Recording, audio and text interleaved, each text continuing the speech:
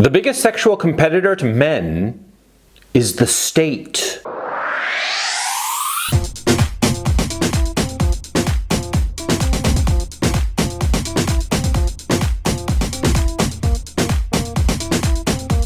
Yeah, it's very obvious because you see, in the past, men provided things for women. That was the whole point of it. Women provided sexual attractiveness, physical sexual attractiveness, which of course was a symbol, a sign rather, of fertility. That was why women looked the way that they do. They were showing to men by way of their long hair, by way of their breasts, by their hips and whatnot, that they were not only sexually available, but that they were fertile. Men, on the other hand, what did they have to provide to women to show that they were capable of supporting the woman? Well, they had to show that he had physical prowess, that he could provide the resources for her and her children, their children, so that they would survive. That was the point. That was the transaction that's going on. But now, of course, in our civilization, we have the state that has taken on a whole host of functions that in the past were functions provided by individual men. For instance, physical protection. Men in the past were the ones who provided the physical protection. Men in the past provided physical resources. These are now provided by the state by way of the police apparatus and the judiciary and the welfare state. It's no accident, of course, that in poorer areas, in poorer neighborhoods, among the poor demographic, there are more single mothers where the men have been, for all intents and purposes, shoved aside and the state has replaced them. The state is simping for women. The state is providing these resources because in lower class backgrounds, what happens with the men there? They can't provide the material resources that a woman needs or wants. But the state can, by way of welfare. And so if the welfare state can provide women with a decent income, with money enough for her to buy whatever she wants, why is she going to hitch her wagon to some second-rate loser who can't? Why would she hitch her wagon to a man when she can hitch her wagon to the state? The state will provide her with everything that she needs. And in point of fact, in a democracy, the state will continue to increase the amount of goods and services it provides to women. Of course, in order to win their vote. Politicians in a democracy, they're not stupid. Politicians in a democracy recognize that women are half of the population. And so, of course, they're going to be talking about giving more social services to women. Why? In order to win their votes. And of course, women are going to vote for those politicians who promise to give them more resources. Of course they will.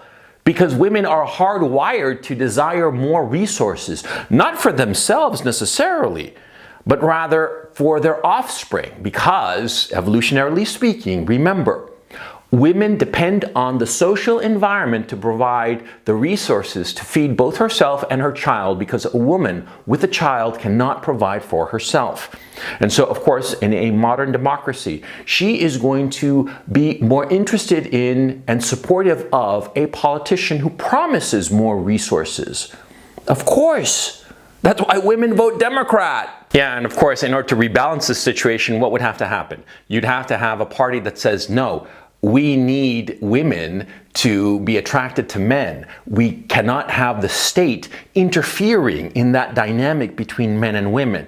So therefore, the state should cut back on the welfare system, cut back on all these resources that it provides to women, because they're simply women. Cut back on those resources so that men fill this vacuum. Do you think any politician in his right mind would ever promulgate such an idea in a democracy? Come on, wake up. Never. It's never going to happen in a million years. That's why in a democracy, the state is going to continue to give more and more resources to women, encroaching on the role of men, cutting men out. The state will continue to simp for women, because it's to the politician's advantage and it's to women's advantage. And the few men, like you and myself, for instance, who recognize this and point it out, we're going to be silenced. We're going to be called misogynist, troglodytes, all kinds of names, whatever name you can possibly imagine, because of course, if you are talking about getting in the way of any person, be they man, woman, or whatever, getting between any person and resources that come for free from the state, well, what do you think they're going to do? They're going to throw a big old tantrum. That's what they're going to do, of course. Think about it, yeah? You got some nice gravy train going, yeah? And somebody starts saying, you know, we should cut this gravy train. And what are you going to say? You're going to say, no, no, no, no, no. I don't want anybody to cut my gravy train. That's, of course, what you're going to say because you're a person, yeah? And we people, men, women, children, all of us, we are lazy. And if somebody is offering to give us something for free, of course we're going to take it. Women are no different. And women have been promised so much and they are given so much by the state, and that's what's happened. And the growth of the welfare state is what has made men get marginalized.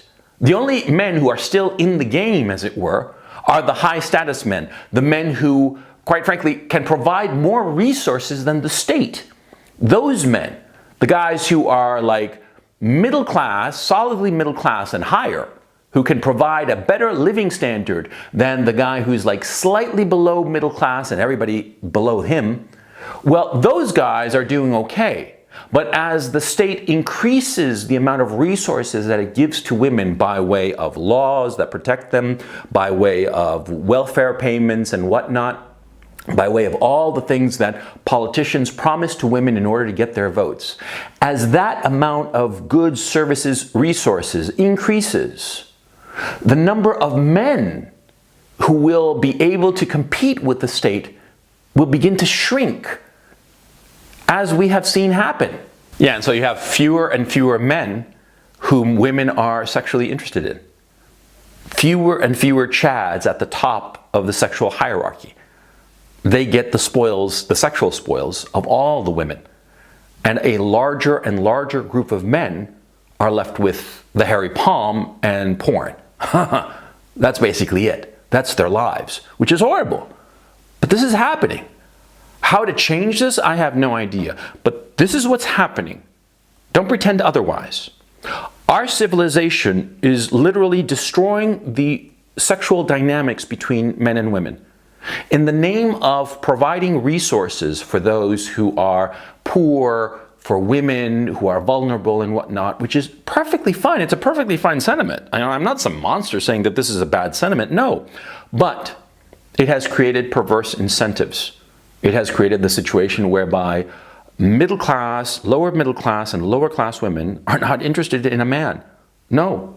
Why would they be interested in a man? They're only going to be interested in a man who's fun to be around with, who's hot, but not a man who can provide them long term. Why would they look for a man who can provide for them long term? They have the state who will provide for them long term. That's the perverse incentive that the welfare state has created. And it affects men, you. I mean, I know that my audience is 97.5% men. I know who I'm talking to. You have to compete with the state. You have to be better than the state. In order to get a woman, you better be either extremely sexually attractive or upper middle class or higher in terms of material resources, or else you are going to be with no woman. And it's because of the state. It kind of sucks now, doesn't it? If you like this video, please subscribe to my Patreon channel. Link is in the description below. I post videos every Wednesday that you'll find nowhere else. These Patreon exclusive videos, so far I have over 100 of them.